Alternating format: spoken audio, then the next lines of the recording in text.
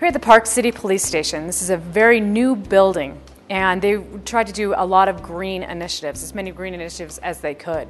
So one of the initiatives was the placement of the building itself. So they've got a very passive solar system so that all the buildings are lit up from the sun as much as possible. Then when the sun isn't doing its job and it becomes nighttime, they have sensors to turn on the lights and off the lights. So this is a very sustainable building. They've tried to make it as sustainable as possible. Anyway, some of the stuff the other things that they've done their landscaping is almost a xeriscaping. They tried to keep it as natural as possible. And the interior paint is low VOC, which just means it's not toxic. The sealants and adhesives are also low VOC. Some of their other things are a heat reflective roof for when the snow comes, the heat will reflect off the roof and start melting the snow. One of the most impressive things that they have done is the geothermal heating and cooling of the building. In Park City, we have very high temperatures in the summer and very low temperatures in the winter. So what they've done is take this fantastic system, this geothermal system, and created a much more efficient way to heat and cool the building.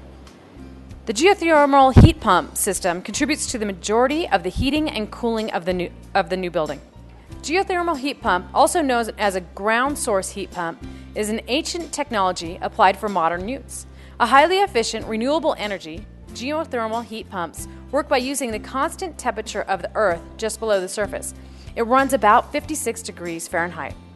It heats it in the winter and cools it in the summer. So what it does is it takes that constant heat of 56 degrees, and then it only has to raise it so high to get the heat in the building. Instead of the freezing cold water from the snow and from the elements, it's much more energy efficient, and it's a fantastic way to heat and cool the building. There are 26 drilled holes, each 250 feet deep. They're beneath the landscaping, and they're connected to each other in a closed system that constantly pumps fluid in and out of the holes. In the winter, the pump pulls the heat from the earth and pumps it into the building. In the summer, the process is reversed, and the heat is pumped from the building back into the ground.